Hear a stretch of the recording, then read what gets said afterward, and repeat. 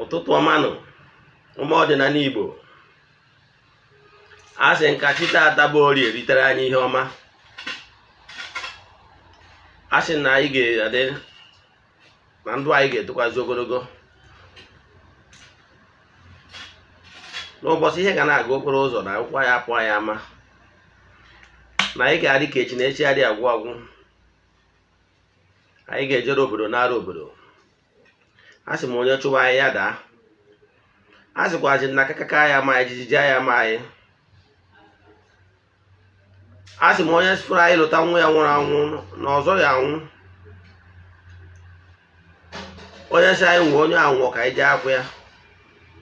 Asị m ebe bere ugobere kesị ibi ebe na ka gosi ya ebe ọ ya ebe, mana ọ bụrụ na o gosiri ebe ọ ya ebe, asị m kwukwa ya ihe m kwuru. Asị m ana tiwo ndị ajọ mmadụ ọfọ tiwo ndị ilo. Onye gwọrọ anyị ọgwụ ya saa n'ọnụ ọsacha n'ọnụ ya nwụrụ, ihe m kwuru. Ise. Aga m bụkwa onye nke gị, Ugochi tubelu Oraifite, Nwa Adama. Anyị na-agbụ alụ. Abụ m nnukwu onye mgbasa ozi ọdịnala Igbo, bụkwazi onye isi nchụaja na Ugochi tubelu ọdịnala temple na Oraifite, Anambra steeti. Asị nke ọma ka meela anyị niile. Ana m asị ezumezu mmụọ ndị niile anyị na-ejere ozi na temple ka ha gọzie ndị enyi m niile, gọzikwazi ndị niile kụrụ mbamba na temple a Ugochi tubelu ọdịnala temple, gọzikwazi ndị niile anyị na-arụrụ ọrụ, gọzikwazi ndị niile na-eso nkụzi niile na-enye, ndị niile gọzikwazi ndị niile na-eshia vidiyo anyị. Ha nweta vidiyo anyị ha eshia ya ka ndị ọzọ soro nụ. Ana m agụkwazi ọfọ n'isi ndị niile na-eche ihu na east, welu na-ayọ ka ha sonye n'ọfọ niile na aja niile anyị na-achụ na Ugochi tubelu ọdịnala temple kwa ụbọchị. Anyị na-agba afa miri emi, bụkwazi ọrụ mmụọ dị iche iche. Dịka m si ekwu, ana m agwa ndị mmadụ na ọha afọ abụgoro mbụ na mbụ, maka na onye amada ebe mmiri nọ wee bido maọbụ ya, ọ ya ama ebe ọ nọ wee kwụsị. Agba afa miri emi mara ihe bụ nsogbu, ga-amara ka a ga-esi mmụọ ndị a ga-achụrụ aja achụọrọ aja, ndị a ga-awara ọjị awala ọjị, ndị a ga-ayọ biko ka e nwee chi dị mma. Mana ọ bụrụ na mmadụ amara ihe na-eme, ọ na-emekasị ndị mmadụ ị na-emekasị bụ mmadụ ịda agba n'okirikiri, maka na akpapụ ogwu dị n'ọkpa elu ana. Abịa n'ụbọchị taa maka ndị enyi m ndị na-achọ ka nkọwarụ ha ọtụtụ ihe. M ga-akọwa ọtụtụ ihe n'ụbọchị taa. Mana ihe m bịara ime n'ụbọchị taa abụrụ lekchọ, mana ọ akụkọ gbasara ndụ m. Ihe eji wee mụta nnukwu ihe, iwee weruzie wee jekwuru ihe na-eme gị na ndụ. Maka na enwere ndị onye eji maka ha wee sị m nọọ ihe a ka m akọwa n'ụbọchị taa na nkụzi nke ụbọchị taa. Mma akọwa ọtụtụ ihe gbasara m onwe m ka iwee were m nwa wee mara ihe, wee mụtakwazi ihe, kụwakwazie maka ọtụtụ ihe anyị na-eme n'Ugochi tubelu ọdịnala temple, na etu mmadụ ga-esi wee nwee ike wee pụta ihe. Okwu mgbamume njikwa wee bịa bụ ịkụzi n'ọta, ịtụzi n'arịrị. Isokwara na ndị na-eche na nsogbu ha adịgo too much na onwere ihe a ga-emetazie. Ụfọdụ ndị na-abụ ha bịa ziere m ozi na meseji ha na-asị m na ndụ ha agbadogo isi n'ala, na ibe ha na-echezi kịta bụ na ọkara ha mmadụ ha nwụrụ anwụ. Eletara m ofu a lady of a little bit 40 years na-agwa m na lamenti, ọ na-adị ya ka ụwa nke ya ekpome na ọ bụrụ ndị Nsụka. Si ya na-enwego ndị ọnọdụ ha karịrị nke gị njọ, mana taa ha na-enwe aṅụrị. Mana ọ nwere ihe nchọ ka m kwuo bifo m bido n'ihe m chọrọ ịkọwanụ. Akọwago m kwuo na onye akpọrọ ọrụ bụ onye akpọrọ ọrụ, anda ofu Chukwu okike abịa ma ka ndị niile na-akpọ mmadụ ọrụ, ma iwe onye India, ma iwe onye Igbo, ma iwe onye obodo ọbụla. Ndị India kpọrọ ya Bagwam. Bagwam simply means the Chukwu okike. ha makwa na-enwelu ndị anjelu nke Chukwu na-ejere Chukwu na mmadụ ozi. Nke a gụnyeziri ịkpọrọ ụlasị, ịkpọrọ ogwugwu, ịkpọrọ onye ndu mmadụ, ịkpọrọ ya chi onye ụwa, ịkpọrọ ya ndị ichie. Ndị a niile bụ anjelu nke Chukwu. Ihe nyiwe maka ya wee bịara ụbọchị taa n'ofu Chukwu na-akpọ onye akpọrọ ọrụ bụ onye akpọrọ ọrụ, weda ma onye ahụ ọ chọrọ ịlụ n'ụka ma ọ chọrọ ịlụ n'ọdịnala. Wee na-ekwu na nsogbu ọbụla ị nwere onye bụ na ọnya ga-ekwubiri gị okwu ka ị wepụta ihe. Ịghọtara ihe m na-akọwa? Ihe m na-akọwa bụ ya gị na mmadụ na-abụ nwere ofu problem nwere ike ibisiti ofu onye akpọrọ ọrụ, ma ọ na-arụ n'ụka ma ọ na-arụ n'ọdịnala. Okwubi okwu n'isi ụlọ na-abụ ofu onye nke ọzọ enweta ihe ọ na-achọ almost immediately, mana onye nke ọzọ nwere ike ma ihe nweta na ihe m na-agwa onye nke nwetara ọbụ na-ayọbachie ike agwụ ya na-agakwu na-ayọchie nya lead to the right person, onye ga-ekwubiri okwu na destiny ya. Mgbe ọ bụ na ọjọọ amụrụ onye a ga-ekwubi okwu na destiny ya, weda ma ọ bụ n'ụka ma ọ bụ n'ọdịnala. Onye akpọrọ ọrụ bụ onye akpọrọ ọrụ, okwubi ya narị okwu ihe ọma ememe na ndụ ya. Ịghọtara ya? Ka m were onwe m atụ. Ngwurube nna m ọwụ ngwuru ebe e meburu ihe ọdịnala mgbe gboo. Nna mụtalụ nna m bụ nnukwu onye omenala, bụrụkwa dibịa, bụrụ onye chiri ọzọ. Ihe eji mara ya bụ Eze-Ana ebuo. Ọnya bụ onye ugwu onye nọrọ m ụwa. Agwakwara m lụtakwara na ngwala ụlọ na nna akwadobe ichi ọzọ. Ọ bụrụ na nkọfam ọ dị date, agwara m ụnụ n'ọnụ izuụka na-abịa ka m ebido mewe ihe dị na ya. Nkọfam ọ dị date n'ime ọnwa a, agwakwa m ụnụ. Ụnụ bụ ndị enyi m na ndị na-echere m ezi echiche. Ihe m chọrọ ịkụwa bụ na abịazie na my family bụrụ family enwere ndị amụma na-afụbu ụzọ. Ma ụmụnne m ndị nwoke ma ndị nwaanyị na-afụbu ụzọ. Anyị bụ ndị na-abụ ọ bụrụ nke a na-enwere ike na ọsọ alọrọ nlọ, na enwere ike ịnọgide ya enwe ihe dịka trans, ọ dịka o nwere obere ụla, ịtụrụ obere nkwu ụla, na o nwere ike ọ bụ n'ehihie na-abụ egosighị ihe tụọ dịbụ ọkpụ tọrọ ọkpụ na ngwuru. Mana mgbe m dị na-etolite, a na-agwa m na kọla adị mụ na onwe m bụ onye a mụrụ na ezinụlọ a na-eje Katọlik. Nsị na m ekwerọ. Anyị bụ ndị jere ụka, jecha ụka, yie nnukwu skapula, so prichie na crusade, mee ihe niile, mee morning crying n'ime moto, zikwa ozi ọma ndị ụka ọbịa na moto na telivishọn eso mmịa. Mgbe nka na-etolite now, o wee bụ na nna ihe niile awa ọsọ nna agba ka ndị shọ na mee jere mebe ihe na n'ụdị ọdịnala, maka na akụwagoro anyị na anyị chere ụka ka mma, maka na amụnyere m n'ụka. Yes, etu anyị esi mụnye gị nwe onye na-enene m kịta n'ụka ka esi mụnye m. Na famili m enwere ndị chiri echichi.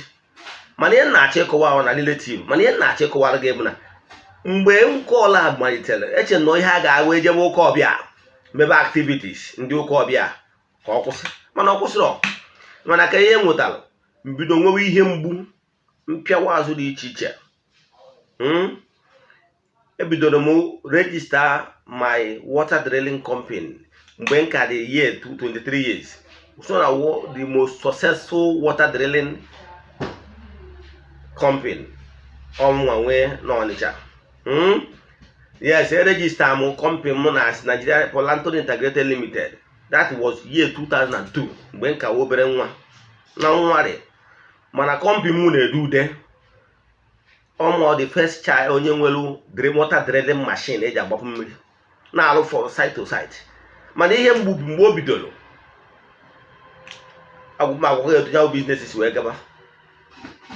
Mana na ọ bụrụ ebe ahụ ka a chọrọ ka m nọrọ, wee sikwa ebe anwa jee obodo oyibo jecha batakwa. Ọ bụrụ ebe a chọrọ ka m nọrọ, wee na Abuja mee business, wee tụwa ka ana m abụnata kọmputa American used laptop and the laptop peripherals, that is accessories na Abuja. My company is registered to Noble Success Computers. I was doing very marvelous well. Onwere onye nọgoro na Abuja years back amasị na ọrụ anọ nọ into computer business adịghị anọ maka novel success computers. I was doing marvelously well. I built my own house in Abuja. Build tenant house in Abuja. Ihe njikọbara gị ihe nye na-abụrụ n'ọrụ ka gị nwere wee nwee ike ghọta ebe m na-eje. Mana emegidere. Ị mana mgbe a na-akpọ nka lụọ ụlọ na njụ na maya alụ. Wee ruo mgbe ị bịa jizie nwaanyị nnụrụ anụ wee pịawa m azụ. Ị ghọtara ya? Ihe na-achịkọwara gị bụ ya. Ọ bụrụ na ị nwee kọọlụ jụ na ị ma alụ kọọlụ gị, enwere ike iji ihe ọbụla na-enye gị obi aṅụrị wee pịawa gị azụ ka ị nwee ike bido ọlụ a. Mgbe ị chọrọ ya ma ọ bụ na ị chọrọ ya, ka m kọọrọ gị akụkọ maka Baịbụl dịka m na-ekwu, ana m anaghị iji ihe mmadụ ma wee mara ya atụ ihe ọ na-amarọ. O nwere onye a na-akpọ ịlụtara akwụkwọ gbasara onye akpọrọ ọrụ ka o jee gbasa ozi, jee gwuje ozi wee jezụọ ọtụtụ ndị mba. O wee jụ na ya ama ajụ na ama alụ ya bụ ọrụ.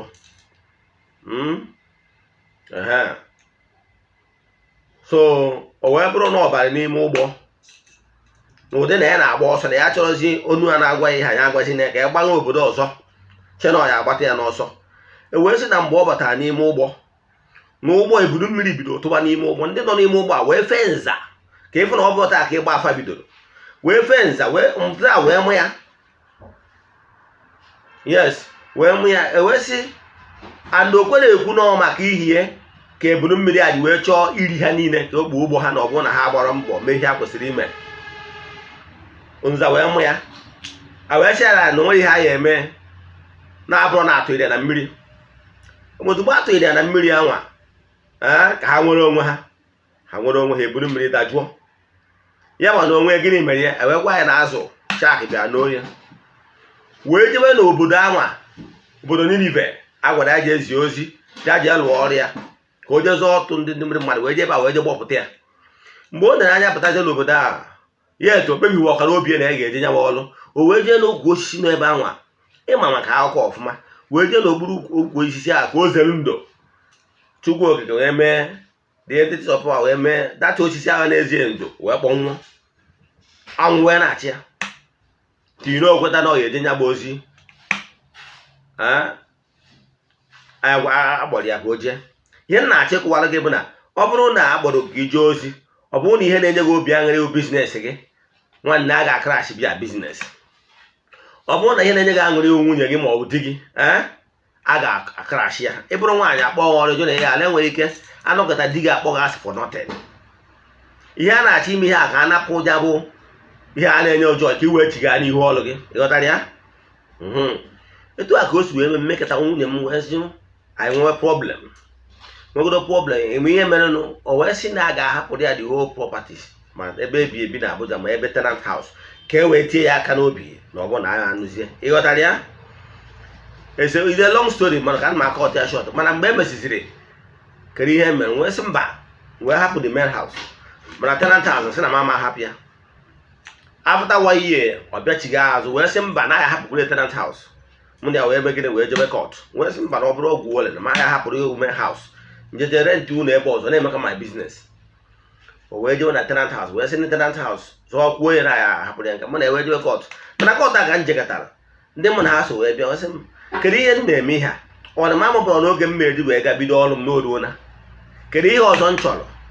Kedu ihe ọzọ kpatara m ji wee nọrọ Abuja na the two properties m nwere na Abuja na-aga ego ya aka nwaanyị zọbịa ya. Ana m ahịa eje gbawa wọl mewe ihe ọjọọ ma ọ chewe echiche ọjọọ maka na ọ mụtara m nwa at least ofu nwoke dị n'ime. Ihe m meziri bụ wee nata ụlọ wee je jụwazi ese ka mmadụ ihe na-eme nke a ma anọkịta ekwu aka nwaanyị nụrụ anụ gị na-enwewe esemokwu from ndị ọzọ properties na o ji properties eme gịnị ọzọ bịa. Mana ihe niile abụ ihe mmụọ tiri aka ka e were pịawa m azụ. Mana ana m achịkwa nke bụ eziokwu. Ọ bụrụ na mgbe anyị nwere problem m hapụrụ ya the main house jere nduru ụlọ ebe ọzọ mana main tenant house a na-abịa akwụ m ụgwọ ụlọ, ọ bụrụ na ọ dị etu anwa akara m na ebe a na-alụ ọrụ. Ịghọtara ya? Mana emekọtara ihe na-emenụ eje mee ka anyị gwa zọba ihe onye idiro odo doesn't need all those things, doesn't need them. Mana ọzọba those things ihe o ji zọba ya bụ ka ọ wee bụrụ ihe a ga-eji pịwa m azụ ka m wee nata ụlọ. mgbe a ka m ji wee site mba na ihe nke apụrụ na egwu jụwazie ese wee sị m n'ọrụ ma na mba ebido rie ịghọtara ya wee nata anọ mbe nna na Oraifite wee na-arụ ya bụ ọrụ mana mgbe m na-alụ na nwa ngwa ndị bụ na ha so na alụwakwa ọrụ a na maghị alụkwa nke m na a ga-enye m ike m eji ya bụrụ ya bụ ọrụ na m gara abụ na-agwa ndị mmadụ ọ na-eme onye m kwu na ọ dịgoro mma na ọ ya adịrị ya mma ka ihe ọma ma emebe na my mission is actually to help people live better life. Mgbe a m bidoro ọ na-eme nse etie alarm clock m na 2 a eme midnight. Every 2 o'clock midnight I wake up asacha m ahụ m brush ya bido oge ahụ wee kọba ọfụ mọkwuwe ezumezu mmụọ ndị kpọrọ m ọrụ si ya na ụnụ kpọrọ m ọrụ a na m anọdogo n'ihu ọrụ a mana m arụ ya na unu enye m ike mmedoro ya nye m direction. After some months bido ọrụ in full. Mana ana m agwa nke bụ eziokwu na ọ bụrụ na ị nọrọ n'ihu ọrụ gị ihe ị ga-eri ya akọ gị ọ bụrụ ha na ị nọ ha na ya ri duty post. O nwere ndị agbara ọrụ ka ha bụrụ sọ dibịa mgbọrọgwụ na mkpa ahịhịa, nwee ndị agbara ọrụ ka ha bụrụ na ha na-agba afa, nwee ndị agbara ọrụ ka ha bụrụ nke a ka ha bụrụ nke a. Mana ọrụ ahụ akpọrọ gị ịnọ ya na ya right duty post eziokwu na ibido n'ọrụ rụwa ọrụ akpọrọ gị ị ga-emecha come across one in a develop spiritual consciousness. Ị ga-emesịa cover many areas because more ezumezu mmụọ gị na ha na-alụkọ ọrụ na-ebu ibu, the more gift can you use the word, the more gift a na-enye gị iji wee nwee ike zụọ ọtụtụ mkpụrụ obi. O nwere mma challenge mmadụ ga-ebutere gị mgbe mmadụ nwere iwe na kpo wee yewa ndị gị na ha so fiakịrị ihe a ga-eme ọnọdụ onye a ka e nwee mgbanwe ka chi dị mmadụ. Ha gwa gị sị mee etu a mee etu a mee etu a ime ya ọba ịfụrụ ya echikwa mmadụ nwee ụdị problem a ịmadụ gị ihe ahụ akụziri gị ya agwụ ikwucha a na-eche dị mmadụ ịghọtara ya. Ndị ihe a na-akpọ ya ezumezu dị ma ị na-anọ na-agbanye mgbọrọgwụ ka ị na-edevelop entities of powers. Ụmụ mmụọ dị iche gị na ha ga-alụ ọrụ ga-abịa ịghọtara ya. Etu a ka ọ dị ụmụ entities of powers ga na-abịa na-asị na ha chọrọ ka ha soro ụlọ ọrụ. Mgbe m na-eme ya bụ ihe a mgbe m na-egbe ekpere anwa na-ayọ every midnight m mebiri na-aga ọfọ na-asị ha na m nọ n'ihu ọrụ ha nye m ike mmeri wee lụọ ọrụ ka m zụọ ndụ ndị mmadụ. Ọ mgbe a ga-agwala m na m mejeru temple na ọ ga-adị na east. Ugochi tụbara ọdịnala temple ọ bụrụ m nwachi uzulie ọ ha gwara m wee jere onye abụ temple na east. Believe in me, since arụcha anya bụ temple wee dedicate ya ọtụtụ ndị mmadụ na-enwere onwe ha ọtụtụ ihe dị iche iche Chineke si n'aka m wee na-azụ ndị mmadụ. Maka na mụ na onwe m gwara ha na ebe ọ na m ekwetago na mma arụ ya n'obi ọma 100%. Mana na mma n'idiri ike mmeri wee rụ ya bụ ọrụ ndị mmadụ ndị eji eji ka ha nwere onwe ha, ndị a na-anara oke ha ha bịa na temple ka ha nwere onwe ha, ndị agbara otu mmụọ na otu mmadụ nkwubi okwu ka ha nwere onwe ha. Ndị ọnya ma bụ ihe nne ma nsịzi na-eme udo na-achị. And nke bụ eziokwu na ịnọ na ya own calling, nke bụ eziokwu na ihe imeri agha akọ gị. Agwara m ndị mmadụ sị ya ọ bụrụ na ị nọ ebe ị nọ mana agụụ na agụụ nwanne nọ na ihu ọrụ because a gwugoro na akwụkwọ nsọ sị na akwụkwọ ndị ụka ọbịa na ọ bụgoro na ụmụ nnụnụ nke igwe na ihe nwere ubi maọbụ ọba mana Chukwu nke nọ n'eluigwe na-efe di ha na-enye ha ihe ha na-eri ghọtara ya. So mana sinsi ya nwa m bataziri wee bido ya bụ ọrụ ọtụtụ ndị mmadụ esigo n'aka m wee kwụrụ n'ụkwụ ha na-abụ. Enwekwana ụfọdụ ndị mmadụ ndị nwere kọl mana ha enwere onye ya agaghị ha amaghị mmadụ onye m zụpụtara n'ọrụ a within not too long time. Now ha start go kwụrụ n'ụkwụ ha na-abụ. My mission is actually to help people live better life. O nwere ọnọdụ ị ga-asị n'ọnya ka ị na-agabiga enwere onye gabigoro ọnọdụ a karịa. Ihe ji wee kọrọ my own story bụ ka ị wee ghọta ihe na-emenụ. Na Ugochi tụbara ọdịnala temple every nkwụ ọbụla a ga-egburiri egburu maka ndị a na-enye testimony. Abụrụ m onye na-apụta bashi owe testimony ma ọ kọwadịghị ihe ọma Chukwu ji wee mee. Mana ndị kpọrọ m ọrụ agwara ha na ọrụ my mission is ịzọ ndụ ndị mmadụ. Enwere ọtụtụ ndị na-azụ ahịa agbara afịa ha ụchụ mana site na enyemaka ndị mụ na ha so taa ha na-eme ọfụma. Ihe m na-achịkọwara ọ bụrụ na agbọrọ ọrụ yes gịwa na-ene m anya na agbọrọ ọrụ ịjụ na ịma alụ a ga-apịawa gị azụ. Agwara m gị gwa ya etu my marriage si wee crash. For me, I'm not in a hurry. Amakwa na ha ekwego m nkwa na ha ga-eji aka ha sitere m nwaanyị ọzọ mma na ịghọtara ya. Mana ama m from now till December they will do it. maka na nkwa ọbụla ha kwere m ha na-eme and mfe onye agha we know but ihe na-achịkọwara gị bụ ya ịga na-ebe akwa sị na ọnọdụ gị ka njọ ihe njikọwara gị nke m were onwe m kọọrọ gị bụ na ka ị wee ghọta na onwere ọnọdụ ọbụla ị ga-asị na efuru onwe gị taa enwebụrụ onye nọ n'ọnya bụ ọnọdụ and onwere ọnọdụ efuru onwe gị taa enwebụrụ onye nọcha n'ọnọdụ anwa wee tụrụ ugo mmeri. Agwagoro ndị mmadụ kọwara oke ị ga-esi wee na-esonye na ọfọ niile anyị na-agọ n'Ugochi tụrụ ọdịnala temple. Agwara m gị n'ụtụtụ ọbụla anyị na-aga ọfọ na ihe ị ga-eme wu face east, go in 4 corners of your room, one corner of your room face east. Ị ka make a little altar ma ọ bụrụ na ibi na town, at least ọ bụgoro candlestick tinye ebe anwa ma ọ bụrụ na candle adọ ma face that east, ebe a ka ị ga-anọ na-ekwupi okwu. Choose a morning hours oge eji ayọ pleading for amara. Time ọ bụ na ihe adịghị mma, example 6 o'clock in the morning n'oge dịrịghị mma, yes ị ga-eme for 21 days every 6 o'clock face the east. Kpọkuo chi gị, chichi ya ekene gị, my ancestors ekene gị, ezumezu mmụọ niile mụ na ha so ekene m gị.